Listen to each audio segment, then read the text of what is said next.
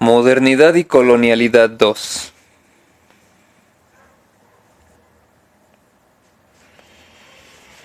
El desencanto de la modernidad. Hola de nuevo, soy yo del futuro.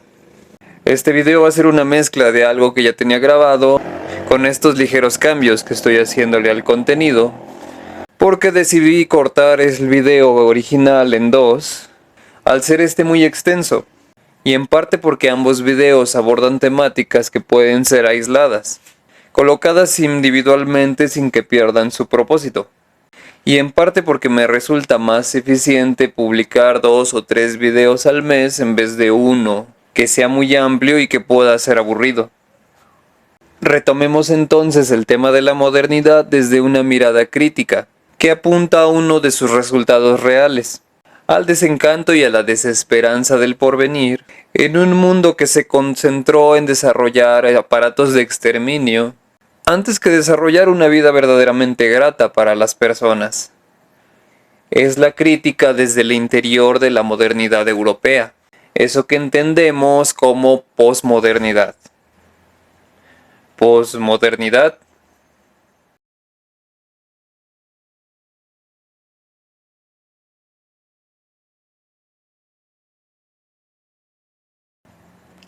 En el video anterior concluíamos con que ni la razón ni la ciencia pudieron conducir a la humanidad hacia su desarrollo o hacia su evolución, debido a una instrumentalización de la razón.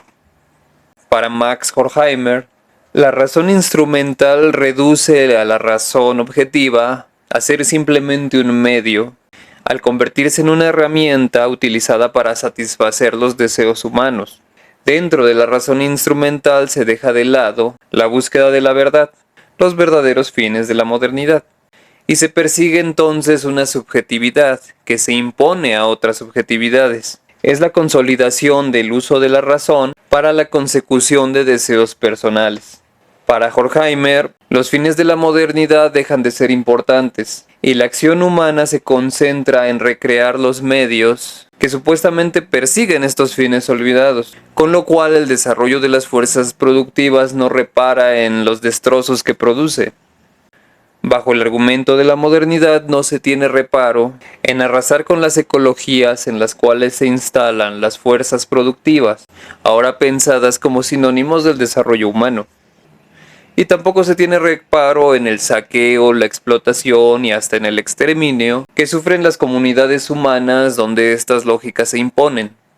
A partir de los preceptos de la modernidad, se justifica el atropello, la negligencia y la destrucción, anteponiendo el desarrollo del capital frente a otros desarrollos políticos, morales, históricos, regionales. Así sucede ya en los siglos XVIII y XIX, donde la modernidad establece a los estados-nación, esas fronteras políticas y culturales que deben ser protegidas no solo por la violencia sufrida por el exterior, las invasiones y las conquistas políticas, sino que también deben ser protegidas al interior, en contra de todo tipo de inconformidad que persiga un separatismo.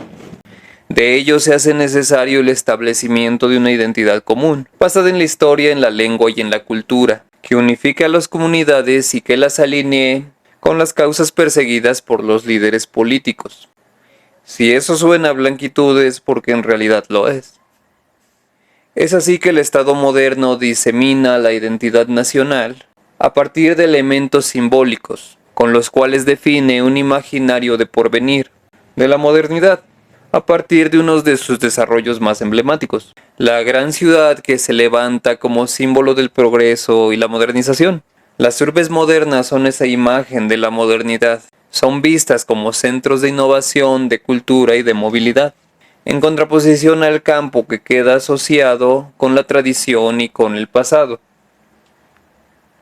En este clima histórico la gente es cooptada por las ciudades, que tienen la virtud de convertirse en espacios centralizados de producción y comercio, espacios donde se concentra el capital. Los territorios periféricos se convierten en espacios de explotación para el desarrollo de las ciudades, donde se concentra la entonces novedosa forma de vida, orientada al trabajo asalariado y donde ágilmente se empiezan a mostrar las grandes contradicciones de este sistema, pues las desigualdades sociales se acrecentan de manera ágil.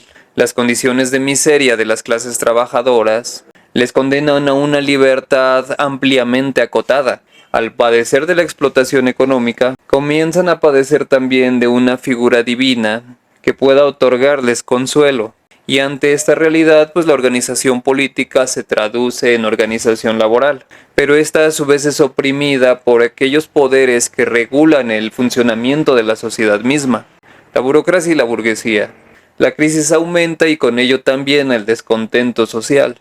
Las represiones se vuelven cada vez más violentas, utilizando el aparato nacional para el control social. Pero esto no es todo. El Estado moderno se traduce también en totalitarismo, y no solo por la génesis de las identidades nacionales, que tienen que ver, por supuesto, sino más bien en la confrontación entre naciones que buscan recursos y buscan espacio vital. Las dos grandes guerras del siglo XX, pensadas como guerras mundiales, cuestionan las ideas de progreso, de racionalidad, de libertad, así como la búsqueda de felicidad.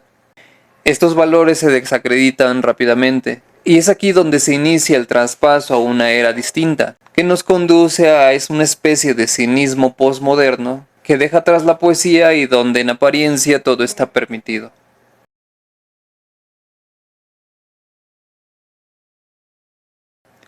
La posmodernidad, como una crítica a la modernidad, inicia con este desencanto del mundo, con el cuestionamiento de la razón moderna, que se encuentra ahora totalmente desprestigiada, porque si bien la ciencia había avanzado de manera extraordinaria, mejorando la calidad de vida de varias poblaciones, las técnicas de exterminio desmitificaron las bondades del conocimiento.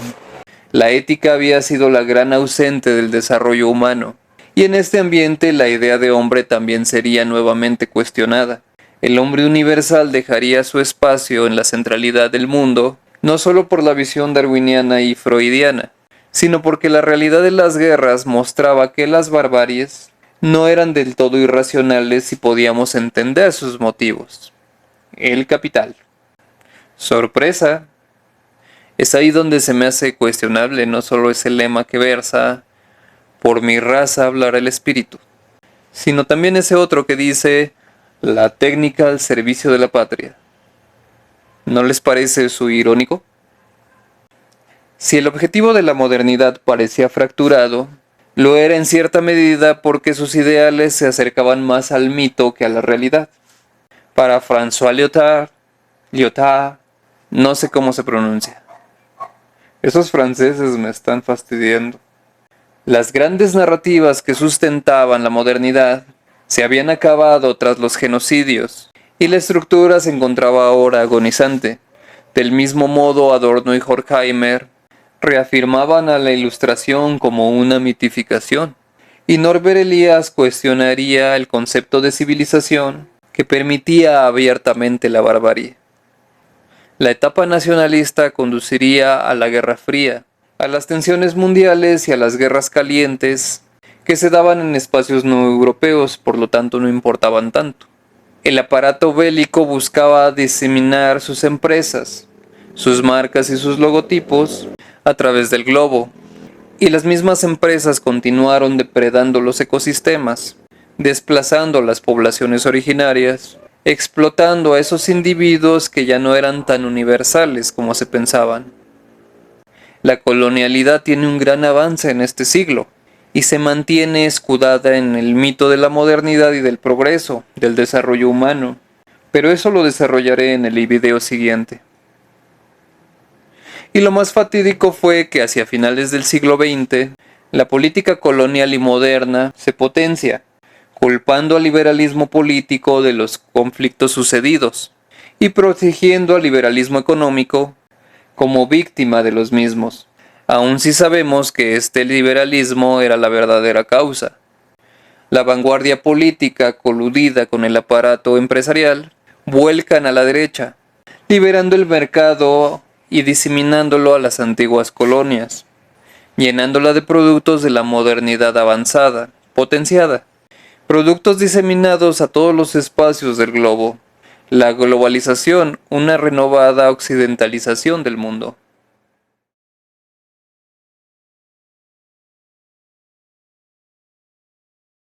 Frente a esta renovada expansión hay poco que los locales puedan hacer, pues en la McDonaldización del mundo se asimila no solo a los proteccionistas liberales, sino también se coopta a la misma contracultura.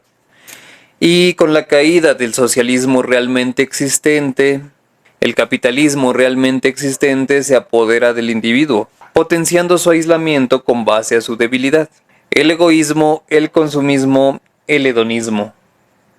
En este clima las identidades se vinculan mucho a las marcas y los productos dejan de ser objetos para convertirse en experiencias, hecho que afecta a la personalidad, tanto a la vida adolescente como a la vida adulta. Es un clima en el que supuestamente nada tiene sentido, y si es así, todo tiene realmente sentido.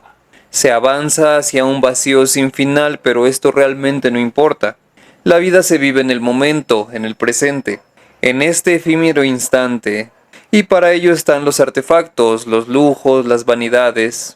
Y en esta lógica, pues los grandes poderes se aprovechan de todos, de las infancias, por ejemplo, de los niños consumidores, de los niños posibles votantes, de los niños futuros trabajadores flexibilizados y precariados, de los niños soldados cooptados por el narcotráfico legal e ilegal.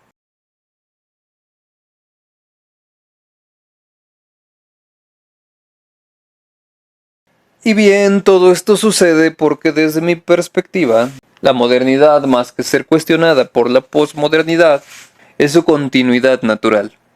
Al no encontrar forma de ocultar las múltiples contradicciones surgidas del mantenimiento del poder político, económico y militar, no había otra opción más que el cinismo, el descaro de mantener todo eso que llamamos modernidad en el discurso de un sujeto que se piensa a sí mismo como libre. La de modernidad descrita desde Occidente tiene una gran cercanía a los imaginarios, porque más que ser realidades construidas a partir de distintos procesos históricos que condujeron a distintas formas de vida, la modernidad se entiende básicamente desde sus ideales, convirtiéndose así más en un discurso ideológico que en un proyecto científico verdadero.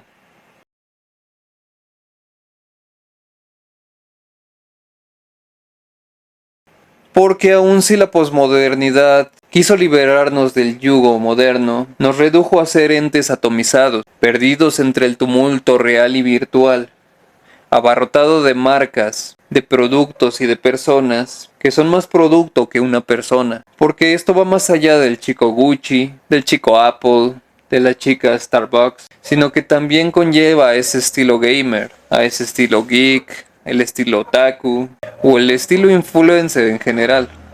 Son submundos de apariencias tipo reality show que muestran vidas ilusorias, vidas producidas por un amplio equipo técnico de filmación y financiadas por el poder. Una forma de propaganda que la gente acepta porque sigue siendo la máxima aspiración moderna. Lo acepta el influencer, el camarógrafo, el vestuarista, el maquillador, el escenógrafo. Es lo moderno aún en ascenso. Y en este ambiente, pues yo debo aceptar que realmente no soy un tipo moderno ni un tipo postmoderno. Aun si pensé durante mucho tiempo que lo era. Y tal vez sí lo fui. Y eso sucedía antes de que realmente entendiera qué es la modernidad. Porque al igual que muchos jóvenes de mi generación, yo me sentí defraudado por aquellas promesas sociales que jamás se cumplirían si actuaba del modo en el que supuestamente debía actuar, porque nací en un contexto de crisis, y durante al menos los primeros 30 años de mi vida, no conocí otra realidad más allá de la pobreza, de la marginación, del abandono, la indiferencia, y hasta del maltrato y la violencia de los barrios marginados. Conocí básicamente desigualdad. Por lo tanto, desde mis primeros años consideraba que el mundo adulto no era otra cosa que hipocresía, porque desde mi punto de vista el poder lo ejercía un tirano y nunca un sujeto verdaderamente admirable. Y lo recuerdo bien. Fue entonces cuando me vestí de negro, me hice punk, me declaré anarquista y salí a las calles orgulloso. y lo único que recibí fue discriminación y cuando no un cierto abuso por parte de alguna autoridad. Me sentí incomprendido y realmente no quise comprender. Si bien ahora no soy el mismo, o no exactamente, sigo siendo un vato más que habita la parte más miserable de México, pero que ha tenido la fortuna de entender muchas cosas. Ha tenido la fortuna de aprender. Si miro ahora el mundo adulto, del cual ahora soy parte, me percato de lo ya dicho, de que la fe en la modernidad se mantiene, de que la gente sigue creyendo en esta fe, una fe transmutada, impregnada ahora de ese sentido de hiperindividualidad. La gente aún desea ser parte del mundo moderno, y sabe bien que para lograr serlo debe apartarse de lo otro, lo despreciable, lo bárbaro. Y pues yo no soy moderno, ya no puedo serlo, ya no me sale, porque pasé de esta etapa individual hacia ser parte de un grupo, de una comunidad de pensamiento, que conoce de otras posibilidades y que lucha activamente para hacerlas reales. Este proyecto es parte de esa lucha. Soy parte de ese grupo que se esfuerza en un inicio por sobrevivir y en segundo lugar por vivir día a día momentos gratificantes, momentos en paz, porque más que desear concretar el proyecto del hombre universal, prefiero concentrarme en los hombres y las mujeres reales, en todos aquellos que conforman comunidad, una que somos parte no solo desde la cercanía, sino también a la distancia, como sucede en estos medios. Es importante que vecinos, amigos, familiares aprendamos a vivir juntos y ayudemos a los otros a comprender parte del mundo. Es importante que dejemos los mitos como lo que son y podamos aprovechar las virtudes que nos otorga la ciencia. Sí con fe, pero no con una fe ciega, sino con los ojos bien abiertos. Porque siempre algo va a surgir. El poder siempre va a desear nuestros logros por pequeños que estos sean, y debemos saber defendernos en cooperación, que es la verdadera fuerza de la humanidad, nada menos.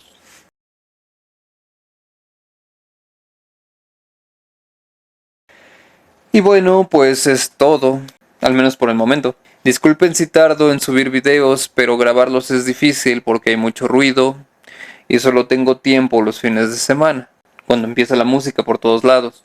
Pero bueno, por lo pronto me despido, faltan 2 partes más de esta temática, que ya las tengo trabajadas. Espero no haberte aburrido demasiado, así que cuéntame si aún sigues siendo moderno, si eres un cínico posmoderno, o has abandonado ese tipo de perspectivas. Sería agradable saber tu pensamiento. Y bien, pues comenta, comparte y síguenos. Si no por gusto o empatía, al menos por este sentimiento gregario que tenemos todos como especie. Chao.